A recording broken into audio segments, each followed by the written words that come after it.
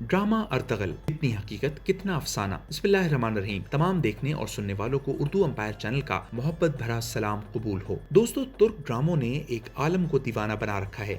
چند سال بعد ترک ڈراموں کا ترجمہ اردو زبان میں شروع ہوا۔ ترک ڈراموں کو پاکستان میں پیش کرنے کی یہ منطق پیش کی گئی کہ انڈین فلموں اور ڈراموں کی مقبولیت کو کم کیا جا سکے۔ ابتدا میں چند ترک ڈراموں پر فحاشی کا الزام لگایا گیا، جو کسی حد تک درست بھی تھا، کیونکہ ترک قوم پہلی جنگ عظیم کے بعد سیکولرزم کی شدید زد میں رہی ہے۔ ظاہر سی بات ہے کہ ایک آزاد ماحول میں پروان چڑھنے والی قوم کے اداکار پاکستانی قوم کی نمائندگی نہیں کر سکتے۔ پھر اچانک حالات نے پلٹا کھایا اور ترک تاریخی ڈراموں نے دھوم مچا دی۔ ارطغرل ڈرامہ پاکستان میں جتنا مقبول ہوا، شاید ترکی میں بھی اتنا مقبول نہ ہوا ہوگا۔ ڈرامے کی مقبولیت کی بات کی جائے تو وہ واقعی ڈرامے کا پلاٹ جاندار تھا۔ اس میں پیش کیے گئے مناظر صحیح معنوں میں 13ویں صدی کی عکاسی کر رہے تھے۔ جوش و جذبے کی ایک لازوال داستان ڈرامے کی روح رواں تھی۔ جا بجا مزاحیہ کرداروں سے بوریت کا معمولی احساس بھی نہیں ہو پاتا۔ تصوف کی چاشنی سے روحانیت کا عجیب احساس پیدا کیا گیا تھا، اور سب سے بڑھ کر الجین الطان نے ارطغرل کا جو کردار ادا کیا وہ واقعی قابل تقلید ہے۔ لیکن سوال یہ پیدا ہوتا ہے کہ کیا واقعی ارطغرل کے کردار کی درست عکاسی کی گئی ہے؟ جواب یقیناً نہیں میں ہوگا، کیونکہ تاریخ اور ڈرامہ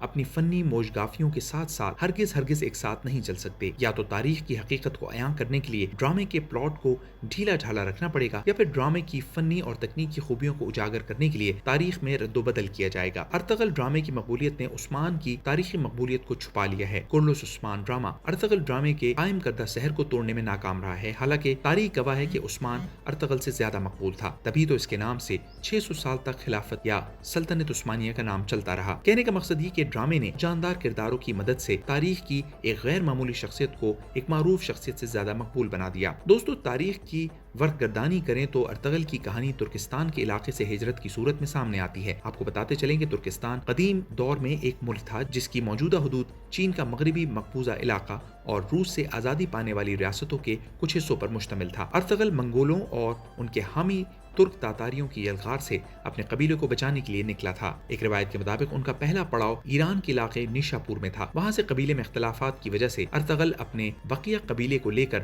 سلجوق روم کی ریاست میں جا پہنچا۔ وہاں ایک مقام سے گزرتے ہوئے ان کا سامنا میدان جنگ میں منگولوں سے برسر پیکار سلجوقی سلطان علاؤالدین کیقباد کی فوج سے ہوا۔ ہمیشہ سے فتح یاب منگول جنگ کی آخری کاری زب لگانے کے لیے تیاری کر رہے تھے کہ ارطغرل کے مٹھی بھر جانباز منگولوں پر آندھی بن کر ٹوٹ پڑے، اور دیکھتے ہی دیکھتے سلجوقیوں کا پلڑا بھاری ہو گیا۔ سلجوقی سلطان نے اس جانبازی کے صلے میں بطور انعام رومی بازنطینی سلطنت کے سرحد پر سوغوت کا علاقہ دے دیا۔ 13ویں صدی کے آغاز سے لے کر اختتام تک منگولوں کے روب سے پوری دنیا کانپ رہی تھی۔ بغداد کی اینٹ سے اینٹ بجانے کے بعد ہلاکو خان نے عباسی خلیفہ معتصم باللہ کو قالینوں میں لپیٹ کر گھوڑوں کی ٹاپوں سے روند ڈالا تھا۔ چنگیز خان کے مرنے کے بعد اوگدائی خان اور اس کے بعد قویوق کی رسم تاج پوشی پر دور دراز کے بادشاہ یا تو خود حاضر ہوئے یا پھر اپنے نمائندوں کو قیمتی تحائف کے ساتھ اپنی نمائندگی کے لیے بھیجا تھا۔ دوستو، کہنے کا مقصد یہ تھا کہ منگول بادشاہوں یا ان کے نائب نویانوں کے سامنے بادشاہ بھی حاضری دیتے وقت کانپتے تھے۔ لیکن ارطغرل ڈرامے میں دکھایا گیا ہے کہ قائی قبیلہ منگولوں کی ٹکر کا قبیلہ تھا، حالانکہ قائی قبیلے نے منگولوں کے ڈر سے ہی اپنے علاقے سے ہجرت کی تھی۔ ارطغرل کو ایک مقام پر اوگدائی خان کی طرف سے دعوت پر بلایا گیا، حالانکہ اوگدائی خان نے کبھی چھوٹے امیروں کو اتنی اہمیت نہ دی۔ منگولوں کو پہلی شکست فاش تب ممکن ہوئی